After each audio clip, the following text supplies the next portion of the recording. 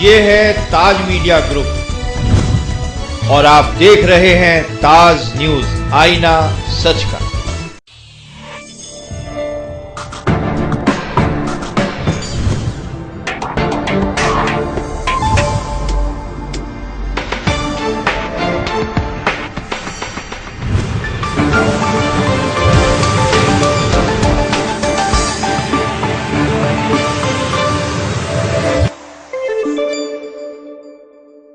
नमस्कार, ताज न्यूज के इस बुलेटिन में आप सभी का स्वागत है और आपके साथ मैं हूं श्रुतिका जसवाल। जानेंगे शहर से जुड़ी तमाम खबरें, लेकिन पहले एक नजर आज की हेडलाइंस पर।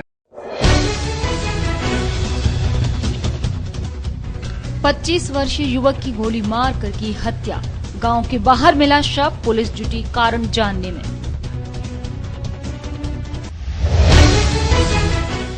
समाजवादी पार्टी की जीत से कार्यकर्ताओं में बेहद उत्साह, मिठाई और आतिशबाजी से किया अपनी खुशी का इजहार। सिमको फैक्ट्री में हुआ गंभीर हादसा, 2 मजदूरों पर गिरा सीमेंट का पाइप, एक की मौत, एक गंभीर घायल। और वेतन विसंगति और नियुक्तियों को लेकर राजस्व लेखपाल नाराज, मंगलवार को कार्य बहिष्कार कर दिया धरना और दी चेतावनी। और अब खबरें विस्तार से। थाना बहरन के सराय जयराम में उस वक्त अफरा तफरी मच गई जब 25 वर्षीय राजेश की कुछ लोगों ने गोली मारकर हत्या कर दी, जिसके बाद मौके पर पहुंची पुलिस ने शव को पोस्टमार्टम के लिए भेज मामले की जांच शुरू कर दी और जल्द ही हत्याकांड के खुलासे का दावा भी किया है। मामला थाना बरहन इलाके के सराय जयराम गांव का है, जहां 25 वर्षीय युवक की गोली मारकर हत्या कर दी गई। बताया जा रहा है कि मृतक राजेश कुमार यादव पुत्र बाबूराम गांव सराय जयराम का रहने वाला है। मृतक राजेश कुमार सोमवार दोपहर से घर से बरहन बाजार करने गया था, उसके बाद वो घर वापस नहीं पहुंचा। ग्रामीणों का कहना है कि मृतक गाड़ी ड्राइविंग करने के साथ पढ़ाई भी करता है और अपने परिवार का पेट भी पालता है। ग्रामीणों का कहना था कि सुबह सड़क पर उन्होंने राजेश कुमार को पड़ा देखा, जिसकी किसी ने सिर में गोली मारकर हत्या कर दी। इस खबर से परिवार में कोहराम मचा हुआ है। मौके पर पहुंची बरहन पुलिस व एसपी ग्रामीण बबीता साहू ने बताया कि राजेश सोमवार को मंडी गया था और उसके बाद से घर वापस नहीं आया है। किसी अज्ञात व्यक्ति ने इसकी गोली मारकर हत्या कर दी है। छानबीन जारी है और जल्द ही खुलासा कर दिया जाएगा। थाना खंदौली क्षेत्र के नाव की सराय स्थित सिमको फैक्ट्री में उस वक्त बड़ा हादसा हो गया जब ट्रक में सीमेंट के पाइप चढ़ाए जा रहे थे, तभी पाइप 2 मजदूरों पर गिर गया, जिससे एक मजदूर की मौके पर ही मौत हो गई और दूसरा मजदूर गंभीर रूप से घायल हो गया। थाना खंदौली की नाव की सराय इलाके में सीवर का पाइप गिरने से एक मजदूर की मौत हो गई और एक मजदूर गंभीर रूप से घायल हो गया। दरअसल मामला नाव की सराय इलाके में सीमेंट की पाइप बनाने वाली सिमको फैक्ट्री का है, जहां 2 मजदूर ट्रक में पाइप लोडिंग कर रहे थे। तभी अचानक सीमेंट के पाइप दोनों मजदूरों के ऊपर आ गिरा और एक मजदूर की मौके पर ही मौत हो गई, जबकि दूसरा गंभीर रूप से घायल हुआ। इस दुर्घटना में मृतक हेमराम है और घायल देबू, जो पास के ही गांव के रहने वाले हैं। अस्पताल में देबू का उपचार कराया जा रहा है, लेकिन वहां उसकी हालत गंभीर बनी हुई है। हेतराम की मौत के बाद परिजन भी मौके पर पहुंचे और फैक्ट्री के मालिक पर लापरवाही का आरोप लगाते हुए पुलिस से कार्रवाई की मांग की।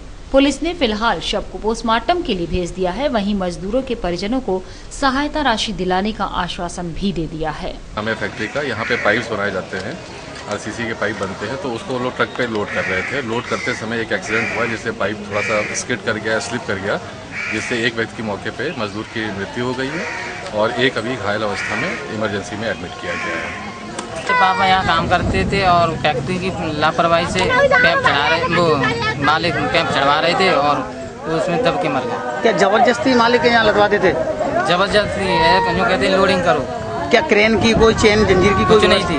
कोई व्यवस्था नहीं थी यहाँ। कितने लोग घायल हुए हैं? क्या लोगों की मौत हुई है इसमें? दो घायल हो गए और मेरे पापा की मौत हुई।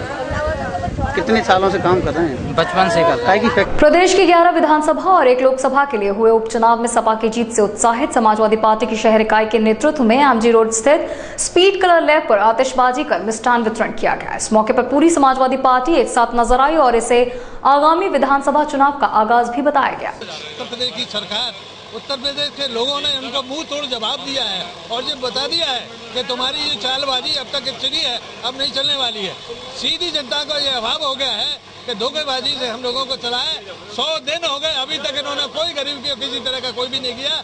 हम ये दिखाना चाहते हैं कि समाजवादी पार्टी फिर बहुमत से आने को है। अगले नेक्स्ट टाइम में भी बहुमत में रहेंगे और उनको बता देंगे कि देखो हम क्या चीज है। प्रदेश की जनता ने आज भारतीय जनता पार्टी को पूरी तरीके से नकार दिया है।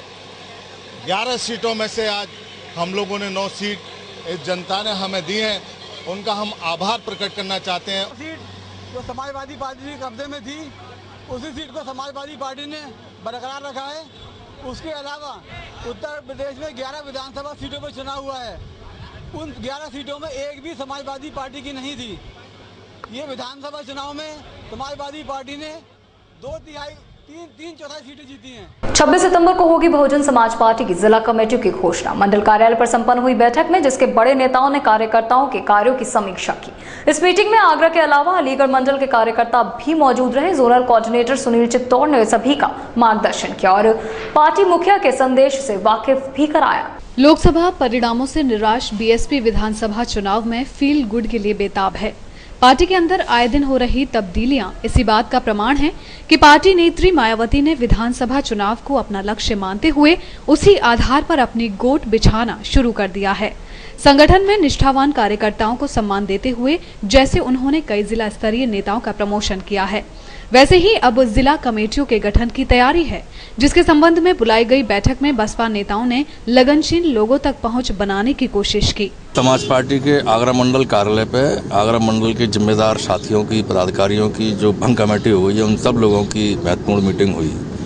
इसमें जो हमारे जोन के और मंडल के नए जो पदाधिकारी बने हैं, उनका सबका परिचय कराया गया और आगे जो बहन जी ने आवश्यक दिशा निर्देश दिए थे किस प्रकार से कमेटियों का गठन करना है, उसके बारे में विस्तृत रूप से कार्यकर्ताओं को जानकारी दी गई है।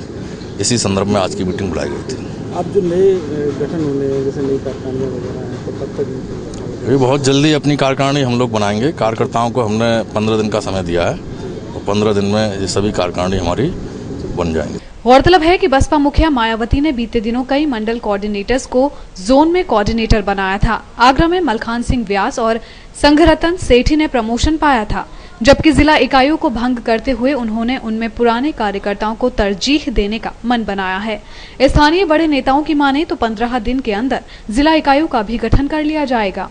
उन्होंने संगठन की मजबूती पर जोर दिया और लोकसभा चुनाव से सबक लेने की बात कहते हुए विधानसभा चुनाव में इसकी भरपाई करने का दावा किया है। सड़क हादसे में बाल बाल बचे बहुजन समाज पार्टी के 4 लोकसभा कोऑर्डिनेटर्स, जिनकी होंडा सिटी गाड़ी को बेकाबू ट्रक ने टक्कर मार दी। घटना थाना इत्मादौला क्षेत्र के कालंदी विहार इलाके की है।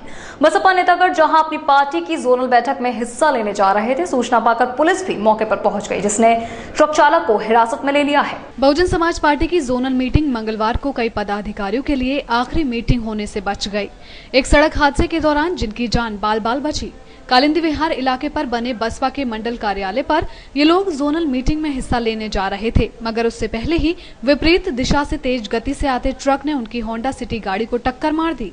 इस भिड़ंत में गाड़ी जरूर आगे से डैमेज हो गई, पर गनीमत ये रही कि गाड़ी में सवार बसपा के लोकसभा कोऑर्डिनेटर्स बाल बाल बच गए। और 2 गाड़ी निकल चुकी थी। हम प्रतीक्षा कर रहे थे कि ये गाड़ी निकल जाए तो हम अपनी गाड़ी निकालें, लेकिन इस गाड़ी वाला इसकी मंशा हमारे समझ में नहीं आई। इसकी क्या मंशा थी, नशे में है या इसका ध्यान नहीं था, क्या हुआ हमारी समझ में नहीं आई। इसने गाड़ी आई एकदम से ठोक दिया।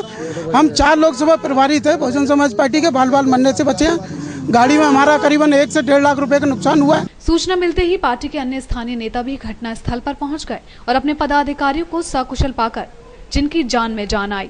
हादसे के वक्त गाड़ी में मुकेश कल्याण के अलावा जसवीर सोनी, मोहम्मद वसीम और राजू मौजूद थे।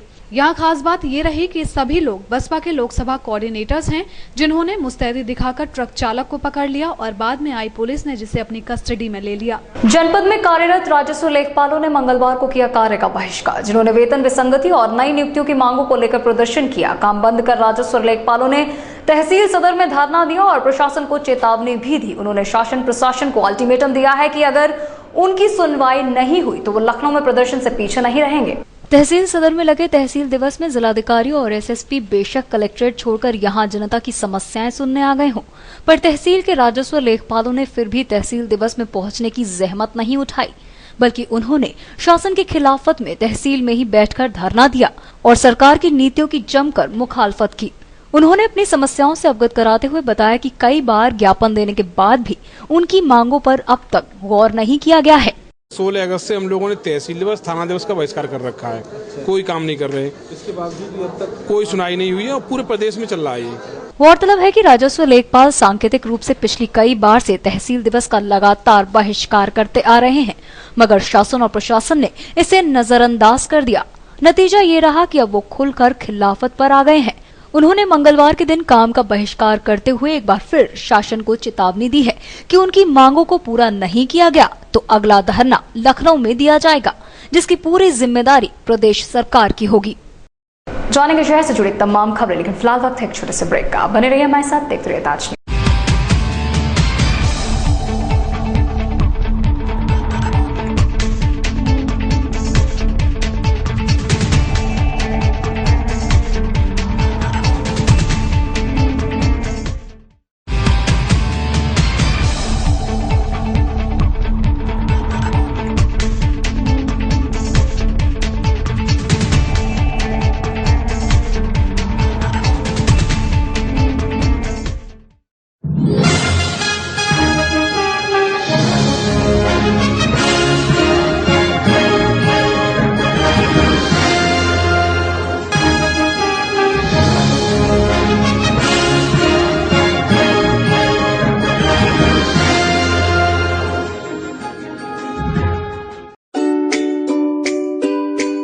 वर्षों से विश्वसनीय आत्माराम निस्सान मोटर्स अपने शोरूम में लेकर आए हैं निस्सान के लेटेस्ट लग्जरी कार मॉडल्स। इतना ही नहीं, यहाँ आपको मिलेगी आपके कार के लिए वर्ल्ड क्लास सर्विसेज भी। आखिरकार आत्माराम की कार वर्कशॉप आधुनिक सुविधाओं से लैस जो है। So feel the difference and visit our showroom. Atmaram Nissan, a division of Atmaram Motors Private Limited, plot number 6602/2, Artoni near Shastripuram Flyover, NH2 Agra. And you can mail us to atmaramnissan.co.in. Call 0562264017, 8057906100. Car में जी तो आप देख सकते हैं spacious इन से इनका interior dual tone interior है, इसका स्पेशियस है और काफ़ी मतलब कंफर्टेबल है। अपना राइडिंग पोजीशन इसकी अच्छी है, लॉन्ग है। जैसे मेरी हाइट के हिसाब से कार तो मतलब मुझे काफ़ी अच्छी पसंद आई, तो इसलिए हमने कार परचेज की। डेटसन अभी न्यूली लॉन्च प्रोडक्ट है निसान का, और डेटसन जहाँ तक आप खूबियों की बात कर रहे थे, डेटसन में बहुत सारी खूबियाँ हैं। डेटसन का जो इंजन है 1200 सीसी का, 1200 सीसी काफ़ी पावरफुल इंजन है। डेटसन का जो इंटीरियर स्पेस है काफ़ी ज़्यादा इंटीरियर स्पेस है, मतलब एज कम्पेयर टू अदर जैसे कंपटीशन की बात करें, जैसे जो इसके डेटसन के सेगमेंट में मॉडल्स हैं उनसे काफ़ी अच्छा इंटीरियर स्पेस है।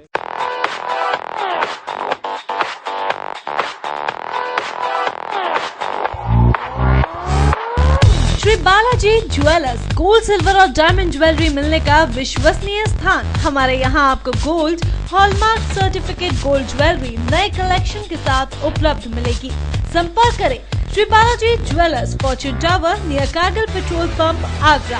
फोन नंबर 9719333563 और 9759333992।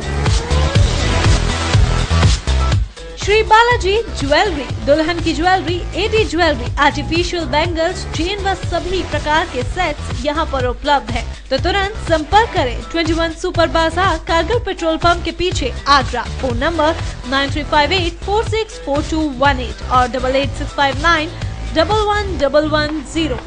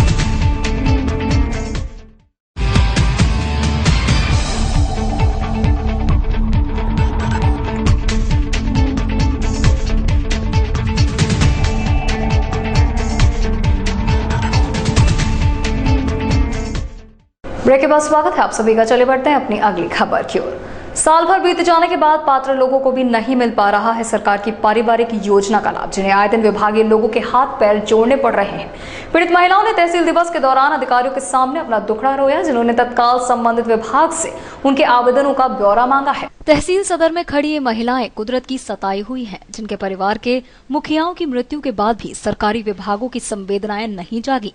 कई बार चक्कर काटने के बाद जब उनकी सुनवाई नहीं हुई तो उन्होंने तहसील दिवस में गुहार लगाई, जहां वरिष्ठ अधिकारियों ने उनकी समस्या को गंभीरता से सुना।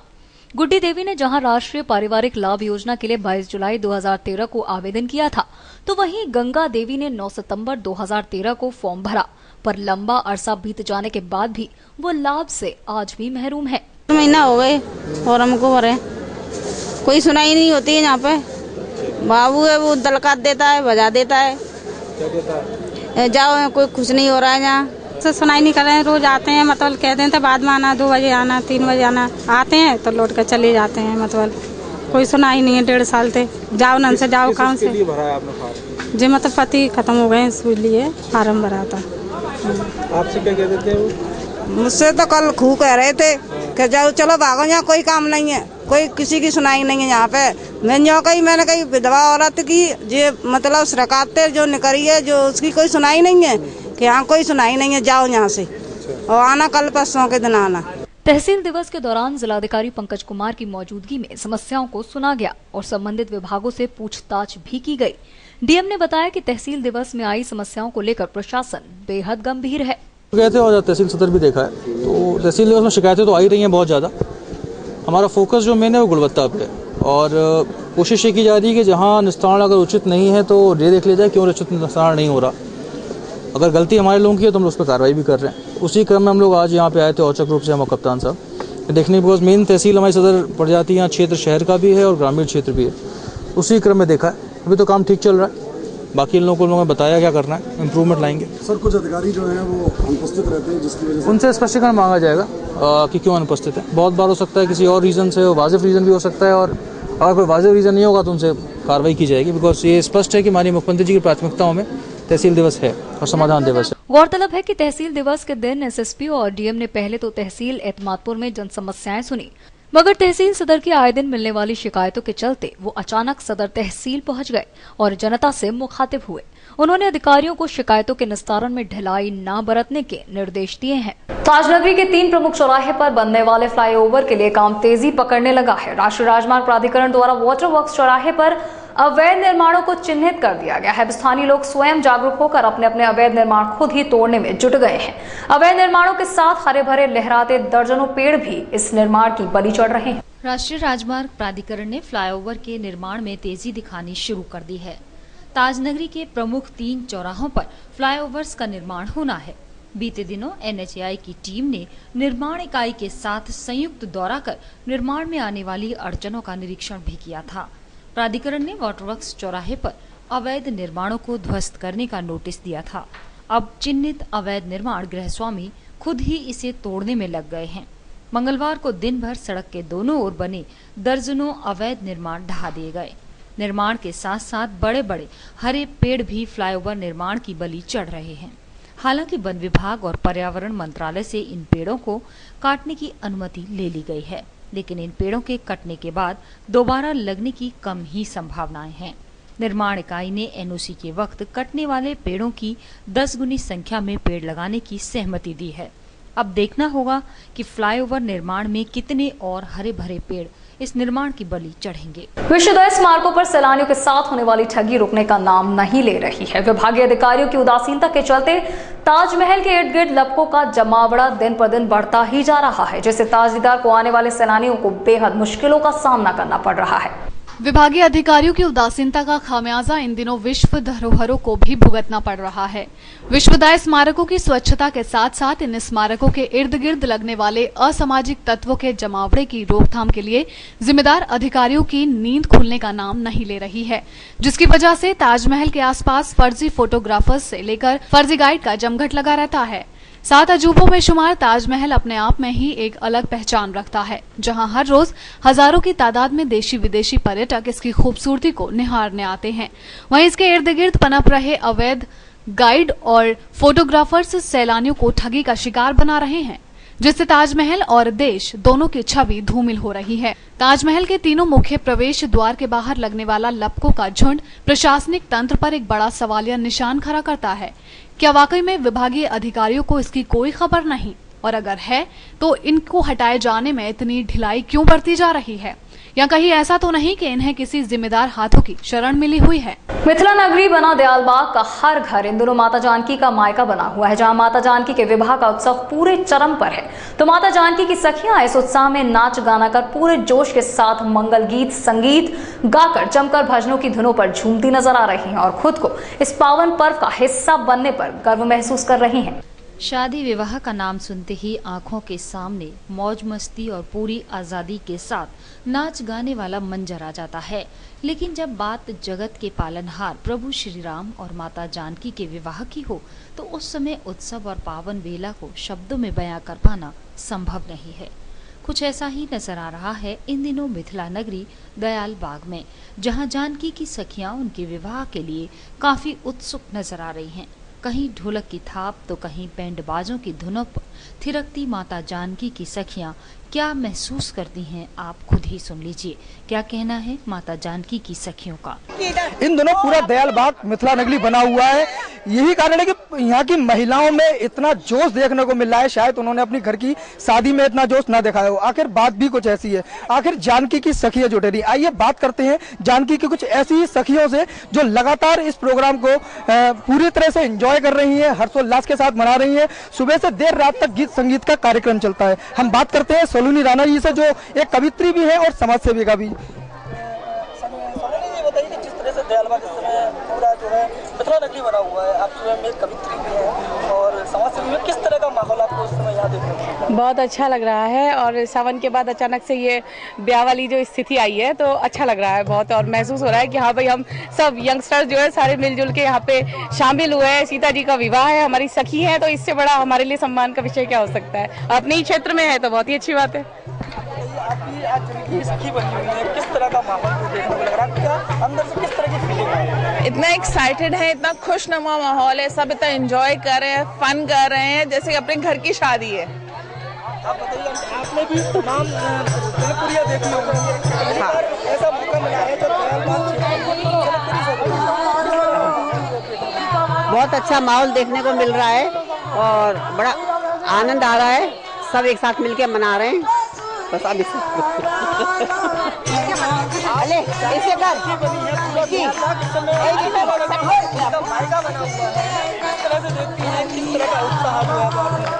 जैसे एक नॉर्मल शादी में सबसे ज्यादा उत्साह होता है, उससे भी ज्यादा है क्योंकि इसमें बच्चे सबसे ज्यादा एंजॉय कर रहे हैं। कोई राधा बनी है, कोई सीता बनी है, कोई राम बना है, वो लोग बहुत एंजॉय कर रहे हैं। बड़े तो एंजॉय हमेशा करते हैं, इस बार सबसे अच्छी बात ये कि छोटे छोटे बच्चे भी बहुत एंजॉय कर रहे हैं। बस परिवार होता है, इस बार तो पूरा एक दयालबाग एक परिवार की तरह एंजॉय कर रहा है। एक मेन बात ये है कि पूरा दयालबाग इस बार एक परिवार की तरह किसी चीज में शामिल हुआ है।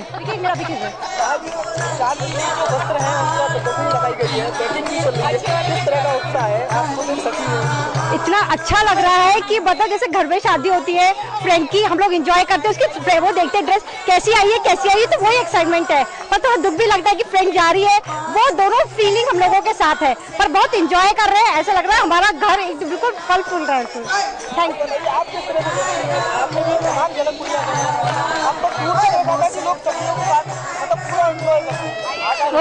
फर्स्ट टाइम दयालबाग में जनकपुरी सज रही है, वो भी हमारी कॉलोनी में प्रोग्राम हो रहा है, तो इसलिए बहुत मजा आ रहा है।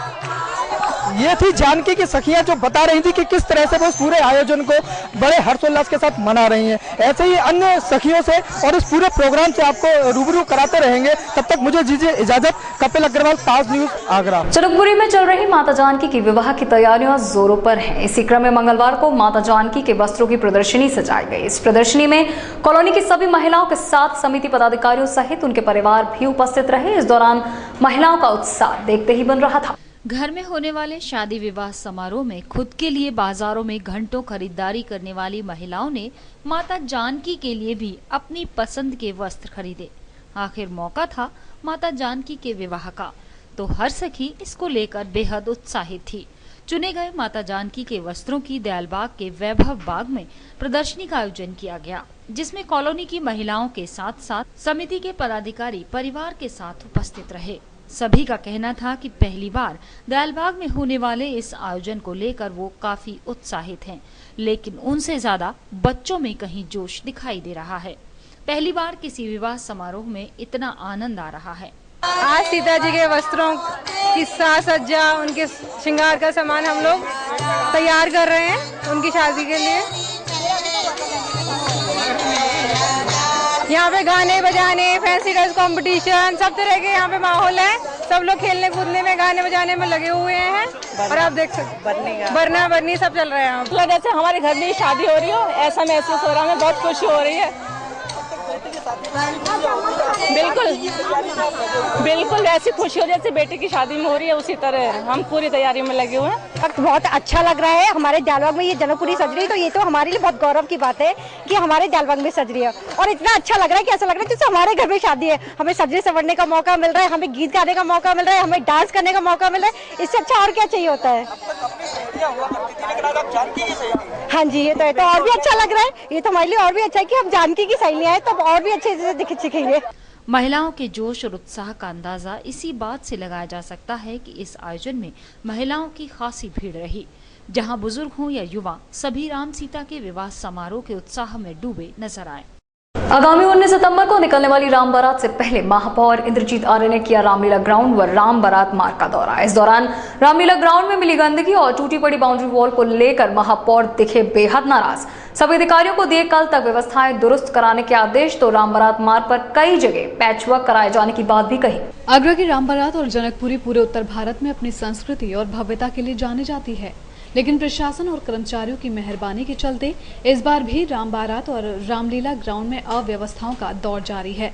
लगातार मिल रही शिकायतों के बाद महापौर इंद्रजीत आर्य मंगलवार को रामलीला ग्राउंड और राम बारात मार्ग का दौरा करने पहुंचे, जहां पर मिली अव्यवस्थाओं पर महापौर काफी नाराज दिखे और मुख्य गेट पर ही फैली गंदगी को देखकर महापौर ने यहां तैनात कर्मचारी और सुपरवाइजर को चेतावनी भरे स्वर में राम बारात से पूर्व ग्राउंड की पूरी सफाई व्यवस्था और टूटी पड़ी बाउंड्री वॉल सही कराने के आदेश दिए।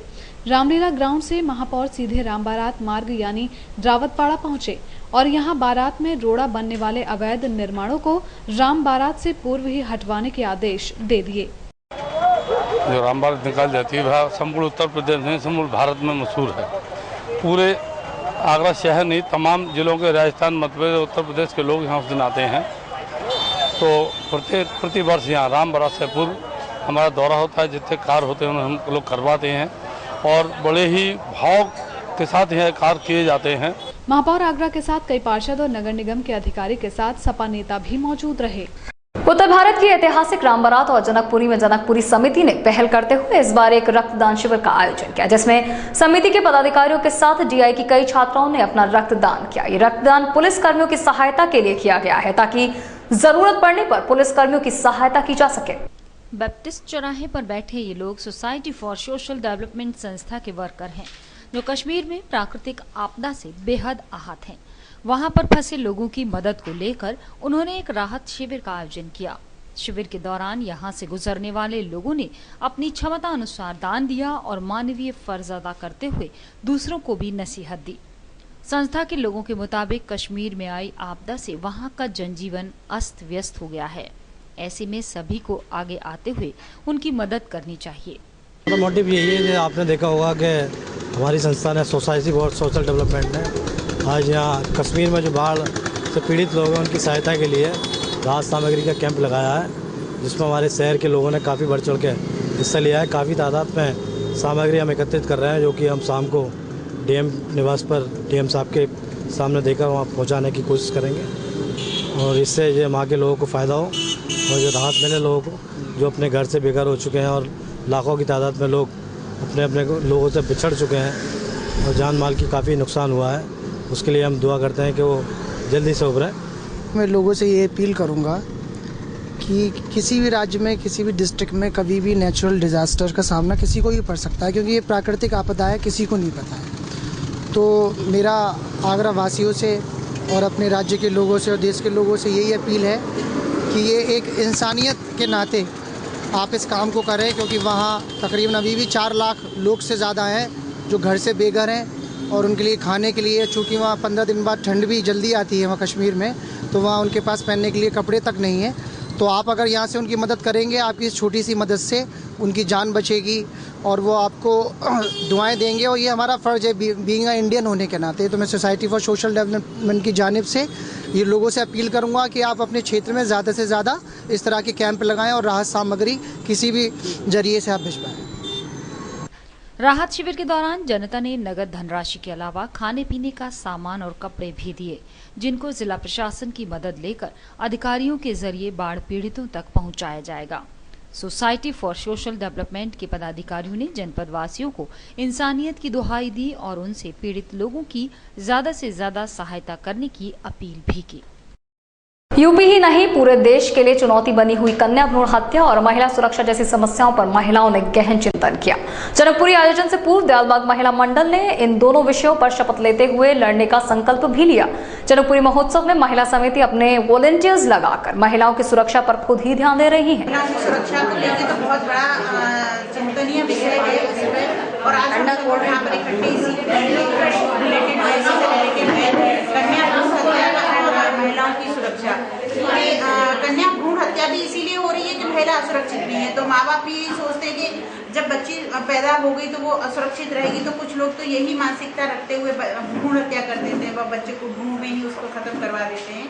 और आज के टाइम में जब घर से बच्ची निकलती है तो हर माँ बाप को ये चिंता रहती है कि पता नहीं हमारी बच्ची सुरक्षित शाम को पहुँचेगी नहीं पहुँचेगी। और उसकी सुरक्षा को लेके पेरेंट्स जो इतने ज़्यादा चिंतित रहते हैं कि हर वक्त उनको मोबाइल देना है और हर वक्त कांटेक्ट करना है, पूछना है कहाँ जा रही है कहाँ जा रही है। आधी लड़कियाँ घर से बाहर इसलिए कहीं कुछ करने नहीं जा पाती हैं क्योंकि वो सुरक्षित नहीं। आप खुद यहाँ जानते ही हैं सड़कों पर चलने वाले किस तरह से छेड़खानी करते हैं। तो ऐसे में पहली बात तो जो माँ बाप है वो बहुत असुरक्षित महसूस करते हैं। इनफैक्ट अपनी बच्चियों के साथ चलने में उनको ये लगता है कि कहीं जनकपुरी देखने की बजाय वो उनकी सुरक्षा में ही ध्यान उनका लगा रहता है। और इसके लिए जो पुलिस व्यवस्था है उसको और स्ट्रॉन्ग करना पड़ेगा, जगह जगह छावनी बनानी पड़ेगी, सहायता केंद्र खोलने पड़ेंगे।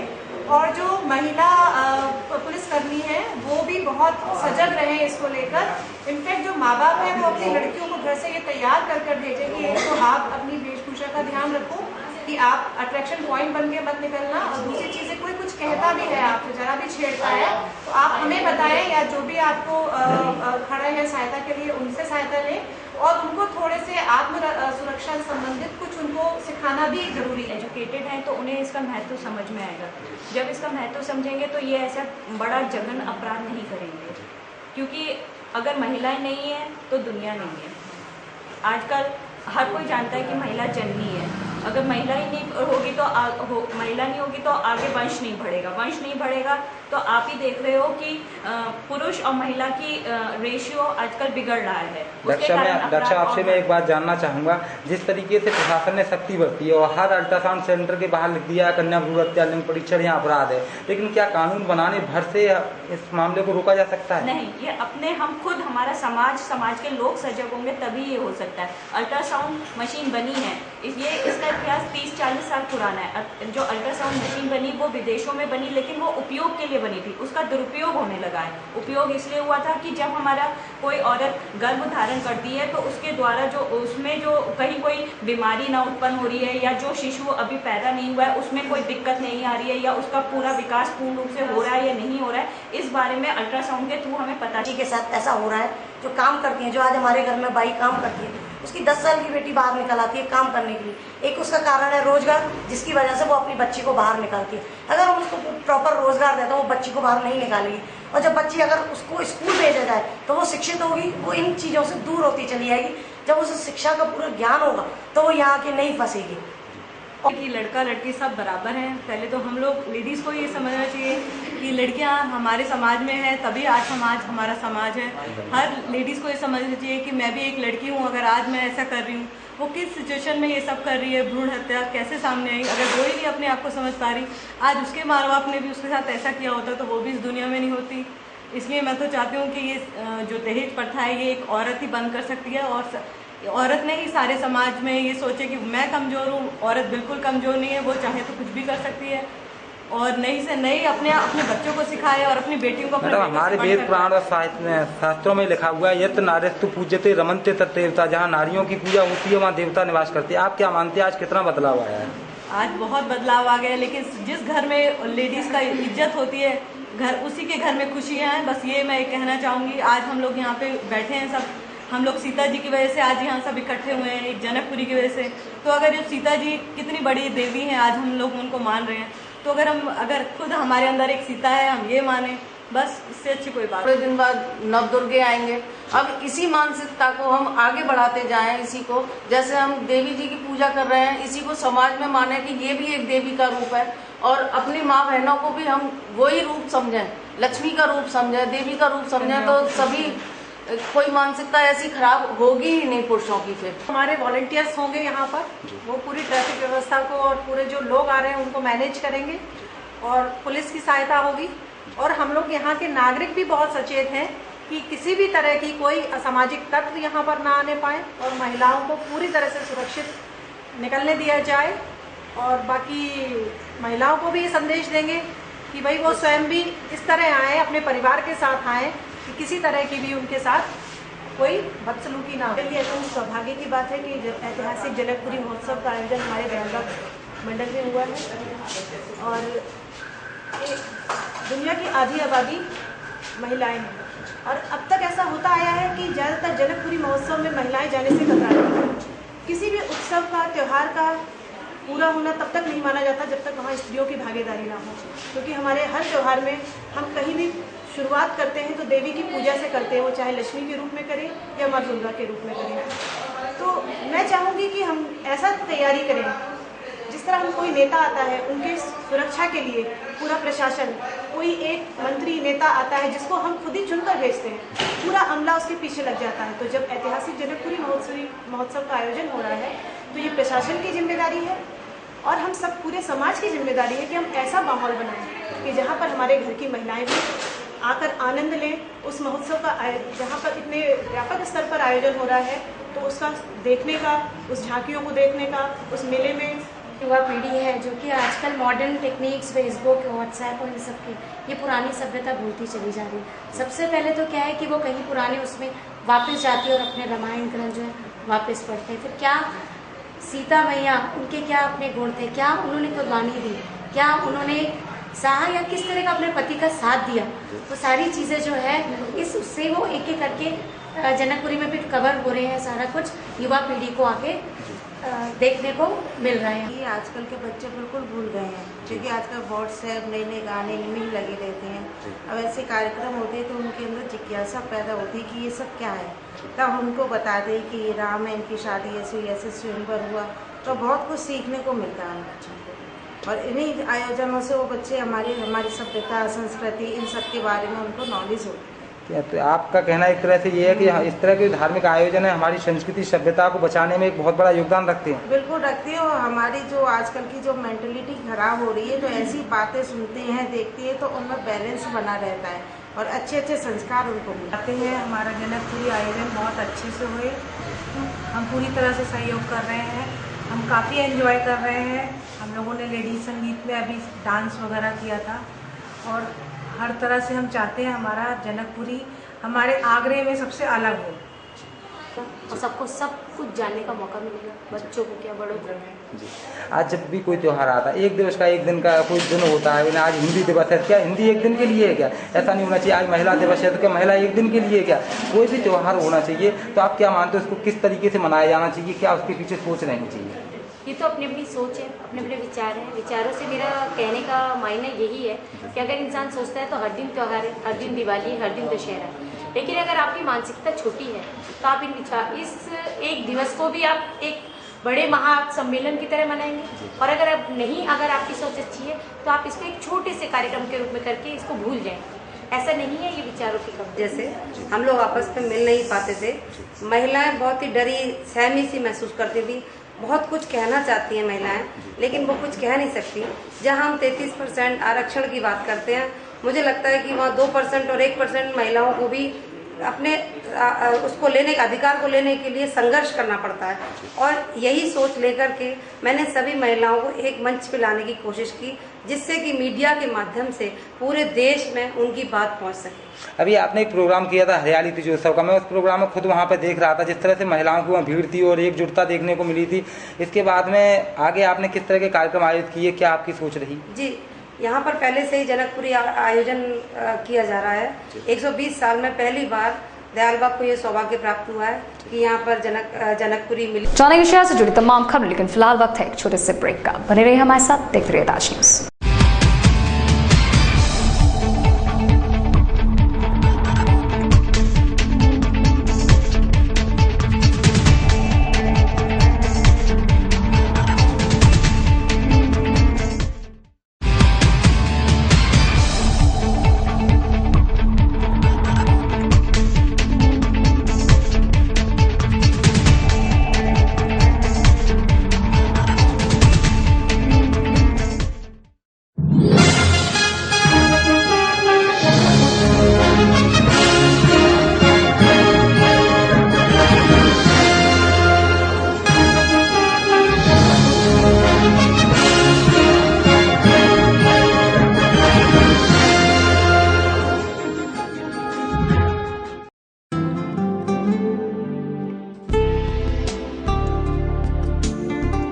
सरल हुआ, सुगम हुआ नया विद्युत संयोजन।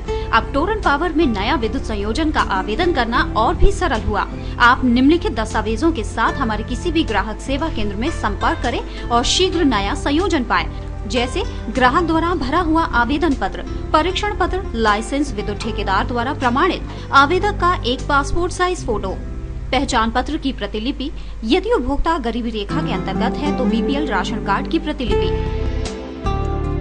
जहां संयोजन अपेक्षित है उस जगह पर कोई बकाया राशि न होने का घोषणा पत्र 10 रुपए के स्टाम्प पेपर पर, अपेक्षित परिसर का स्वामित्व प्रमाण पत्र की प्रतिलिपि या उसके अभाव में 100 रुपए के स्टाम्प पेपर पर क्षतिपूर्तिबद्ध पत्र।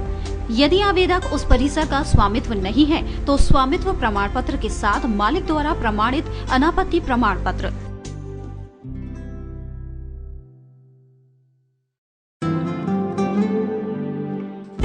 हमारे ग्राहक सेवा केंद्र का पता है पूर्वानंद प्लाजा, राम रघु हॉस्पिटल के सामने, चर्च रोड, आगरा। 49 सदर बाजार, शिवहरी रोड, शॉपिंग आउटलेट के सामने, आगरा। और 286 जयपुर हाउस, एडीए कार्यालय के निकट, आगरा। हमारा हेल्पलाइन नंबर है 0562 2424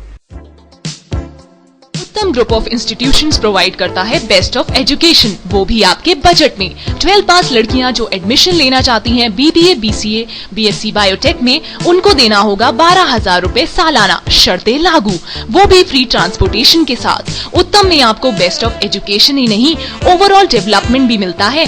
उत्तम सिर्फ नाम से ही नहीं, अपने काम के लिए भी उत्तम है। उत्तम को सम्मानित किया गया है best business management institute in western UP award से।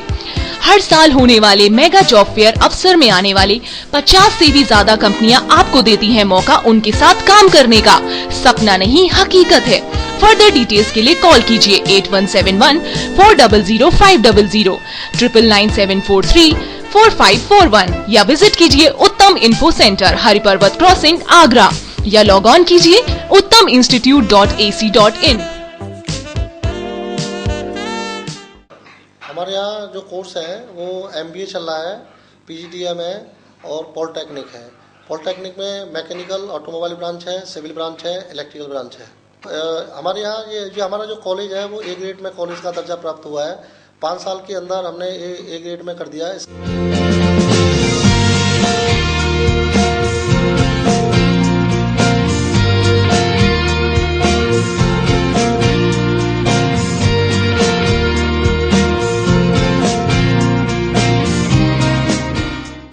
इस कॉलेज का जो मैनेजमेंट है, जो हमें दिया गया है, जो हमें फील्ड दिया गया है, वो पूरी तरह से परफेक्ट है।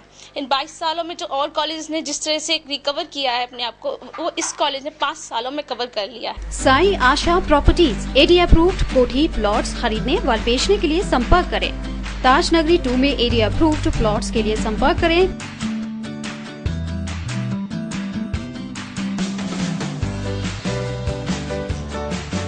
पवन Goyal, Sai Asha property, shop number 56, Sopuda road, ADA height, crossing Tajnagari 2, Agra. Mobile number 9719000022।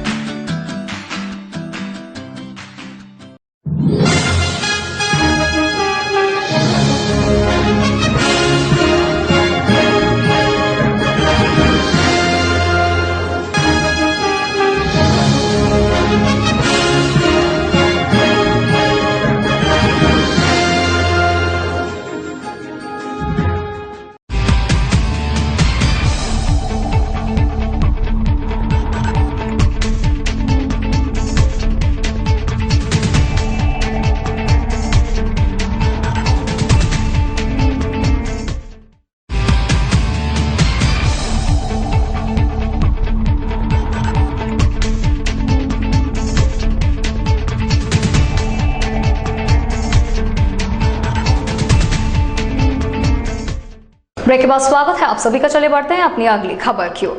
बाढ़ आपदा के पीड़ितों की मदद को आगे आई सोसाइटी फॉर सोशल डेवलपमेंट संस्था, जिसके पदाधिकारियों ने साई की तकिया चौराहे पर एक राहत शिविर लगाया है और शहरवासियों से बाढ़ पीड़ितों की सहायता का आह्वान भी किया। उन्होंने कश्मीर के हालातों पर चिंता जताते हुए दानदाताओं से आगे आने की अपील की। बैप्टिस्ट चौराहे पर बैठे ये लोग सोसाइटी फॉर सोशल डेवलपमेंट संस्था के वर्कर हैं, जो कश्मीर में प्राकृतिक आपदा से बेहद आहत हैं। वहां पर फंसे लोगों की मदद को लेकर उन्होंने एक राहत शिविर का आयोजन किया। शिविर के दौरान यहां से गुजरने वाले लोगों ने अपनी क्षमता अनुसार दान दिया और मानवीय फर्ज अदा करते हुए दूसरों को भी नसीहत दी। संस्था के लोगों के मुताबिक कश्मीर में आई आपदा से वहां का जनजीवन अस्त व्यस्त हो गया है। ऐसे में सभी को आगे आते हुए उनकी मदद करनी चाहिए। मोटिव यही है कि आपने देखा होगा कि हमारी संस्था ने सोसाइटी फॉर सोशल डेवलपमेंट ने आज यहाँ कश्मीर में जो बाढ़ से पीड़ित लोग हैं उनकी सहायता के लिए राहत सामग्री का कैंप लगाया है, जिसमें हमारे शहर के लोगों ने काफ़ी बढ़ चढ़ के हिस्सा लिया है। काफ़ी तादाद में सामग्री हम एकत्रित कर रहे हैं, जो कि हम शाम को डीएम निवास पर डीएम साहब के सामने देकर वहाँ पहुँचाने की कोशिश करेंगे और इससे जो वहाँ के लोगों को फ़ायदा हो और जो राहत मिले लोगों को जो अपने घर से बेघर हो चुके हैं और लाखों की तादाद में लोग अपने अपने लोगों से बिछड़ चुके हैं और जान माल की काफ़ी नुकसान हुआ है। उसके लिए हम दुआ करते हैं कि वो जल्दी से उभरें। मैं लोगों से ये अपील करूंगा कि किसी भी राज्य में किसी भी डिस्ट्रिक्ट में कभी भी नेचुरल डिज़ास्टर का सामना किसी को ही पड़ सकता है, क्योंकि ये प्राकृतिक आपदा है, किसी को नहीं पता है। तो मेरा आगरा वासियों से और अपने राज्य के लोगों से और देश के लोगों से यही अपील है कि ये एक इंसानियत के नाते आप इस काम को करें, क्योंकि वहाँ तकरीबन अभी भी 4 लाख लोग से ज़्यादा हैं जो घर से बेघर हैं और उनके लिए खाने के लिए, चूँकि वहाँ 15 दिन बाद ठंड भी जल्दी आती है वहाँ कश्मीर में, तो वहाँ उनके पास पहनने के लिए कपड़े तक नहीं हैं। तो आप अगर यहाँ से उनकी मदद करेंगे, आपकी इस छोटी सी मदद से उनकी जान बचेगी और वो आपको दुआएं देंगे और ये हमारा फ़र्ज़ है बीइंग अ इंडियन होने के नाते। तो मैं सोसाइटी फॉर सोशल डेवलपमेंट की जानिब से ये लोगों से अपील करूँगा कि आप अपने क्षेत्र में ज़्यादा से ज़्यादा इस तरह के कैंप लगाएँ और राहत सामग्री किसी भी जरिए से आप भिजवाएँ। राहत शिविर के दौरान जनता ने नगद धनराशि के अलावा खाने पीने का सामान और कपड़े भी दिए, जिनको जिला प्रशासन की मदद लेकर अधिकारियों के जरिए बाढ़ पीड़ितों तक पहुंचाया जाएगा। सोसाइटी फॉर सोशल डेवलपमेंट के पदाधिकारियों ने जनपद वासियों को इंसानियत की दुहाई दी और उनसे पीड़ित लोगों की ज्यादा से ज्यादा सहायता करने की अपील भी की। देश की अदालतों में बढ़ रहे मुकदमों की संख्या पर पिछले माह सर्वोच्च न्यायालय चिंता जता चुका है। यूपी सरकार ने अदालतों से मुकदमों के बोझ को कम करने के लिए प्रदेश भर के कई जिलों में फास्ट ट्रैक कोर्ट खोलने का निर्णय लिया है। आगरा में भी मुकदमों की संख्या को देखते हुए फास्ट ट्रैक कोर्ट दोबारा से प्रारंभ होने की संभावना है। बीते दिनों उत्तर प्रदेश सरकार की कैबिनेट बैठक में प्रदेश भर में फास्ट ट्रैक अदालतें खोलने का निर्णय लिया गया था। मुकदमों की बढ़ती संख्या को देखते हुए सर्वोच्च न्यायालय के दिशा निर्देश के बाद प्रदेश सरकार ने प्रभावी योजना बनाना शुरू कर दिया है। आगरा बार एसोसिएशन ने बार काउंसिलिंग ऑफ उत्तर प्रदेश और मुख्य न्यायाधीश उच्च न्यायालय से आगरा में भी फास्ट ट्रैक अदालतें शुरू करने की गुहार लगाई थी। दीवानी के फैमिली कोर्ट में मुकदमों की तादाद बेहद ही अधिक है, जिसमें अधिकांश मामले दहेज और हत्या और महिला उत्पीड़न के होते हैं। महिला आयोग की सिफारिश पर सर्वोच्च न्यायालय ने महिलाओं से संबंधित मामलों के त्वरित निस्तारण के आदेश दिए हैं। इन्हीं सब निर्देशों को देखते हुए आगरा में फास्ट ट्रैक अदालत की जल्दी ही शुरुआत की संभावना बढ़ गई है। शुरू में भी, इससे पूर्व भी माननीय उच्च न्यायालय के और केंद्रीय न्यायालय के आदेश के ऊपर फास्ट ट्रैक कोर्टों का स्थापना हुई थी और निश्चित रूप से फास्ट ट्रैक कोर्टों में केसों का डिस्पोजल बहुत जल्दी हुआ था और बिना वजह जो लंबित मुकदमे रहते हैं वो फास्ट ट्रैक कोर्ट ने एविडेंस वाला बुला के इन्होंने निलंबन शीघ्र कराया था। केंद्र और राज्य सरकार दोनों ही फास्ट ट्रैक कोर्ट के लिए काफ़ी प्रयासरत हैं कि फास्ट ट्रैक कोर्ट चलाए जाएँ। केवल महिलाओं का जो उत्पीड़न हो रहा है, महिलाओं के साथ जो है रेप हो रहे हैं, इसके लिए जो है फास्ट कोर्ट के लिए जो है प्रयासरत हैं दोनों केंद्र और यूपी सरकार। लखनऊ मुख्यालय से जारी आदेशों के चलते वाणिज्य कर विभाग ने छापेमार कार्यवाही की रणनीति में बदलाव कर दिया है। साप्ताहिक छापेमार कार्यवाही में विभाग ने सफलता हासिल करते हुए बाहरी राज्यों से होने वाला कर अपवंचन रोका है, जिसमें विभाग ने दर्जनों वाहनों को जब्त कर जुर्माने के लिए नोटिस जारी कर दिया है। राजस्व में इजाफे को लेकर बीते दिनों लखनऊ में हुई कैबिनेट बैठक में मुख्य सचिव ने बेहद सख्त निर्देश दिए थे। विभागीय निर्देशों का पालन करते हुए वाणिज्य कर अधिकारियों ने औचक निरीक्षण अभियान में सख्ती दिखानी शुरू कर दी है। विभागीय अधिकारियों ने लक्ष्य प्राप्त करने के लिए हर माह के 1 सप्ताह में सघन निरीक्षण अभियान प्रारंभ किया है। दूसरे राज्यों से आने वाले वाहनों द्वारा किए जा रहे कर अपवंचन को रोकने के लिए टीमें बनाकर अभियान चलाया जा रहा है। अभियान में सफलता प्राप्त करते हुए विभागीय अधिकारियों ने दर्जनों वाहनों को जब्त किया, जिनमें लाखों रुपयों की कर चोरी होने की संभावना है। कार्यवाही करते हुए वाहन स्वामियों को नोटिस जारी कर दिए गए हैं। अब देखना ये होगा कि मुख्य सचिव के निर्देश की ये सख्ती विभाग के लिए कितनी फायदेमंद साबित होती है। श्री अग्रबंधु समन्वय समिति के तत्वाधान में महाराजा अग्रसेन जयंती महोत्सव का 3 दिवसीय आयोजन किया जा रहा है। 25 सितंबर को बल्केश्वर में महाराजा अग्रसेन शोभा यात्रा निकालकर यमुना बचाओ और कन्या भ्रूण हत्या रोकने का समाज को संकल्प दिलाया जाएगा। महाराजा अग्रसेन की जयंती 5138वीं जयंती के अवसर पर विभिन्न कार्यक्रम आयोजित भी किए जाएंगे। अग्रबंधु समिति बल्केश्वर हर वर्ष अग्रसेन शोभा यात्रा निकालती है। इस बार में 25 अक्टूबर को अग्रसेन शोभा यात्रा निकाली जाएगी। 24 तारीख को आमंत्रण यात्रा निकलेगी और 26 तारीख को आपका बच्चों के और महिलाओं के कार्यक्रम होंगे। आगरा अग्रवालों का एक तीर्थ स्थान था है, जिसको आगरा में कई जयंतियाँ पूरे शहर में निकलती हैं। महाराजा अग्रसेन का जन्मदिन बहुत उत्साहपूर्वक मनाया जाता है। महाराजा अग्रसेन जी की 5138वीं जयंती और बल्केश्वर क्षेत्र में श्री अग्रबंधु समन्वय समिति द्वारा निकाली जाने वाली 11वीं महाराजा अग्रसेन जी की शोभा यात्रा, जिसमें 5 बैंड और 7 झांकियाँ हैं। पहली झांकी गणेश जी की होगी, दूसरी झांकी में 56 भोग की होगी, 13 मैया की। बैंक ऑफ महाराष्ट्र की 80वीं वर्षगांठ बड़े ही हर्षोल्लास के साथ मनाई गई। इस अवसर पर बैंक के सभी स्टाफ के साथ कई विशिष्ट ग्राहक भी मौजूद रहे। वर्षगांठ के मौके पर बैंक परिसर में स्कूली बच्चों द्वारा कई कार्यक्रम भी प्रस्तुत किए गए। शास्त्रीपुरम स्थित बैंक ऑफ महाराष्ट्र की 80वीं वर्षगांठ बड़ी ही धूमधाम के साथ मनाई गई। इस अवसर पर बैंक के स्टाफ के साथ साथ बैंक के परमानेंट ग्राहक भी मौजूद रहे। हिंदी पखवाड़े के दौरान बैंक द्वारा आयोजित विभिन्न प्रतियोगिताओं के प्रतिभागियों को पुरस्कृत किया गया। राजेंद्र स्वरूप पब्लिक स्कूल के प्राध्यापक, शिक्षक एवं बच्चों ने इसमें बढ़ चढ़कर हिस्सा लिया। वहीं समारोह के मौके पर मुख्य अतिथि के रूप में शाखा के विशिष्ट ग्राहक संत शरण सेठ को सम्मानित किया गया। आज बैंक की 80वीं स्थापना दिवस है, 80th foundation day of bank of Maharashtra. इसके शुभ अवसर पर हमने एक आयोजन किया है, जिसमें हमने बेसिकली कस्टमर्स के लिए आयोजन रखा है। हमारी टॉपिक ही होती है टेक्नोलॉजी विद पर्सनल टच। हम चाहते हैं कि हमारे कस्टमर्स को बेहतरीन से बेहतरीन सेवा प्रदान किया जाए। पिछले कुछ समय में जैसा आप जानते होंगे कि अपनी बैंक को मैक्सिमम अवार्ड्स मिले हैं ग्राहक सेवा के प्लेट में। तो हमने इसकी वजह से अपने ग्राहकों को एक छोटा सा सम्मान प्रस्तुत करना चाहा है, एक छोटा सा टोकन ऑफ लव देना चाहा है उसके लिए। क्योंकि राजेंद्र स्वरूप स्कूल हमारे साथ काफ़ी समय से जुड़ा हुआ है, इसलिए हमने राजेंद्र स्वरूप स्कूल, उनके बच्चे, उनकी शिक्षक, इन सबों को सम्मानित करने के लिए उनके लिए ये खास आयोजन किया है। हमने पिछले कुछ दिनों में कई सारे आयोजन किए हैं। राजेंद्र स्वरूप स्कूल में किया है, KR एजुकेशन इंस्टीट्यूट में किया है, जिसमें निबंध प्रतियोगिता, चित्रकला, स्लोगन राइटिंग, ये सारे प्रतियोगिताएं का आयोजन किया गया है। आज हमने उसकी प्रतियोगिताओं के जो प्रतिभागी थे उनको सम्मानित करने के लिए आज का दिन चुना है। हमारी शाखा का भी 18 सितंबर को 2 से 4 साल पूरा होने जा रहा है, तो इन सबको एक्यूमुलेट करके हमने आज इस दिन को चुना है और इस दिन हम इसको सेलिब्रेट करते हैं। वरिष्ठ शाखा प्रबंधक श्रीमती विभा शर्मा ने विस्तृत रूप में जानकारी देते हुए बताया कि बैंक विगत वर्षों से लोगों की सेवा में तत्पर है। इस मौके पर गरीब निर्धन बच्चों को शिक्षा सामग्री भी वितरित की गई। प्रधानमंत्री जनधन योजना में खोले गए खातों की पासबुक वितरित की गई। साथ ही इस मौके पर स्कूल में पढ़ रहे समस्त विद्यार्थियों का निःशुल्क युवा खाता खोलने की घोषणा भी की गई। मंगलवार को आए तेज आंधी के साथ बारिश ने लोगों को राहत पहुंचाई, लेकिन इसके साथ ही आंधी ने कई पेड़ों को अपना निशाना भी बना लिया और दर्जन भर पेड़ टूटकर गिर गए। फिलहाल लोगों ने सप्ताह भर बाद हुई बारिश से राहत की सांस ली है। कई सप्ताह के बाद हुई बारिश ने लोगों को राहत की सांस दी। एक ओर बारिश होने से मौसम सुहाना हुआ तो दूसरी ओर बारिश के साथ आई आंधी ने दर्जनों पेड़ों पर कहर बरपा दिया। तेज आंधी की वजह से पेड़ की डालियां सड़कों पर आ गिरी।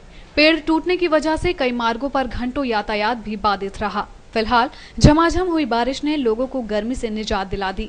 मंगलवार को हुई 40 मिनट झमाझम वर्षा से लोगों को चिलचिलाती गर्मी से निजात तो मिली, वहीं वर्षा के बाद हुए सुहाने मौसम से शहर के पर्यटन में भी बढ़त मिलेगी। लड़कियों के साथ आए दिन हो रही वारदातों को ध्यान में लेते हुए अब लड़कियां स्वयं आत्मनिर्भर बन रही हैं। इस कार्य में प्रशासन के साथ सामाजिक संगठन भी पूरा उनका सहयोग कर रहा है। ऐसा ही एक संगठन मलिन बस्तियों में रहने वाली लड़कियों को आत्मरक्षा करने के सारे गुण सिखा रहा है। लड़कियों की सुरक्षा को लेकर प्रशासन बेहद गंभीर है, जिनकी सुरक्षा के लिए हर संभव प्रयास भी किए जा रहे हैं, जिसमें अब सामाजिक संगठन भी शामिल हो रहे हैं। ताजगंज में मलिन बस्तियों में रहने वाली लड़कियों को शिक्षा के साथ साथ आत्मरक्षा करने के गुण भी सिखाए जा रहे हैं, जो उन्हें उनके जीवन में मिलने वाली सफलता के रास्ते में आने वाले रोड़ों को हटाने में मदद करेंगे। मैं कभी भी ये नहीं चाहती थी कि लड़कियां ही सशक्त बने और पुरुष हमारे नीचे दब कर रहे हैं। तो मेरा मतलब ये था कि बच्चों का स्किल डेवलपमेंट होना ज़रूरी है। तो लड़कियों को उनकी सेल्फ डिफेंस के लिए और उनके स्किल डेवलपमेंट के लिए और लड़कों को भी साथ के साथ, क्योंकि आगे चल के उनके अंदर भी हीन भावना ना आ जाए और समाज को चलाने के लिए पुरुष और स्त्री दोनों की भागीदारी ज़रूरी है। मेरा एक ही मकसद है कि हमें एक स्वस्थ और एक अच्छा वातावरण चाहिए जिसमें दोनों की भागीदारी ज़रूरी है। गौसिया हुसैन मिर्जा पेशे से एक व्यापारी हैं, जिन्होंने स्लम बच्चों के भविष्य को सुधारने का प्रयास किया है। गौसिया अपने निवास पर गरीब मलिन बस्तियों में रहने वाले बच्चों को बेहतर निःशुल्क शिक्षा और शिक्षा संबंधी सभी वस्तुएं उपलब्ध कराती हैं। साथ ही इन बच्चों को अपनी रक्षा स्वयं करने के लिए भी गुण सिखाती हैं। इस स्कूल में बच्चों को प्रशासन से मिलने वाली आवश्यक मदद संबंधी जानकारी देकर जागरूक किया जाता है।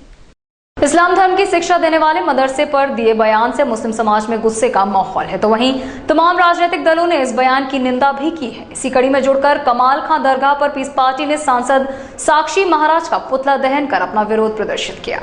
खेरिया मोड़ कमाल खां दरगाह पर पीस पार्टी कार्यकर्ताओं ने भाजपा सांसद साक्षी महाराज का पुतला दहन किया। पीस पार्टी कार्यकर्ताओं का कहना था कि सांसद साक्षी महाराज ने मुस्लिम धर्म की शिक्षा देने वाले मदरसों पर गलत बयानबाजी की है, जिससे पूरा मुस्लिम समाज आहत हुआ है और पीस पार्टी ने इस पर साक्षी महाराज का पुतला फूंककर अपना गुस्सा जाहिर किया। भारतीय जनता पार्टी के सांसद स्वामी सच्चिदानंद साक्षी महाराज के द्वारा इस्लामिक विद्यालय को जो आतंकवाद का अड्डा कहा गया है, उसके विरोध में, जिसमें इस्लामिक शिक्षा दी जाती है, उन्होंने कहा है कि उसमें आतंकवाद की शिक्षा दी जाती है।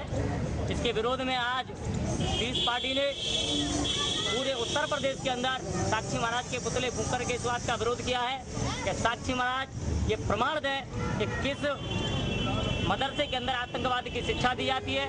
वो हमसे पहले, हम पर आरोप लगाने से पहले वो प्रज्ञा ठाकुर से पूछे, वो साध्वी प्राची से पूछे, वो जीवानंद जी से पूछे कि वो किस आरोप में जेल में है। अगर हम आतंकवाद का अड्डा चलाते हैं तो ये कौन सा अड्डा चलाते हैं और ये किस आरोप में जेल के भीतर है। देखिए, ऐसा है कि स्वतंत्रता संग्राम से पहले भारत के अंदर मदरसे थे, मोहम्मद अली, शौकत अली और मोहम्मद अली जौहर ने स्वतंत्रता संग्राम की लड़ाई लड़ी थी मदरसों से और भारत को स्वतंत्रता दिलवाई थी।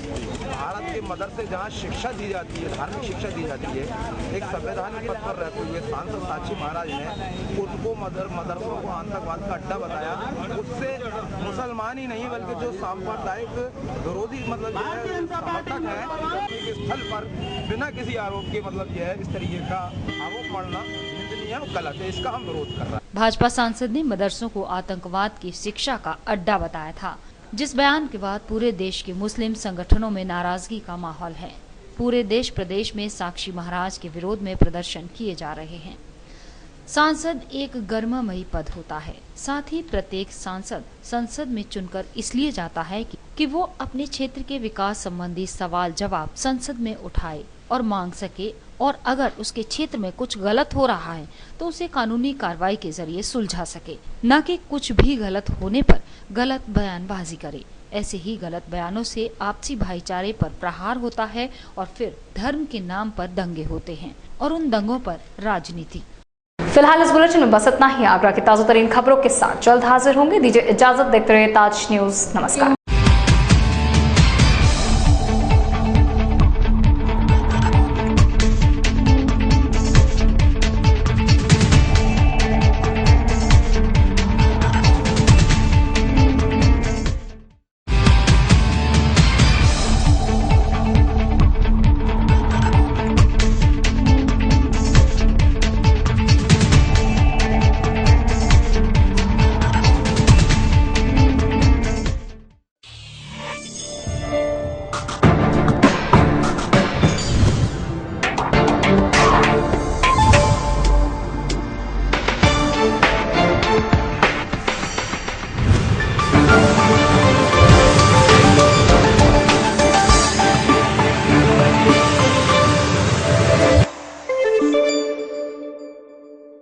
ये है ताज मीडिया ग्रुप और आप देख रहे हैं ताज न्यूज, आईना सच का।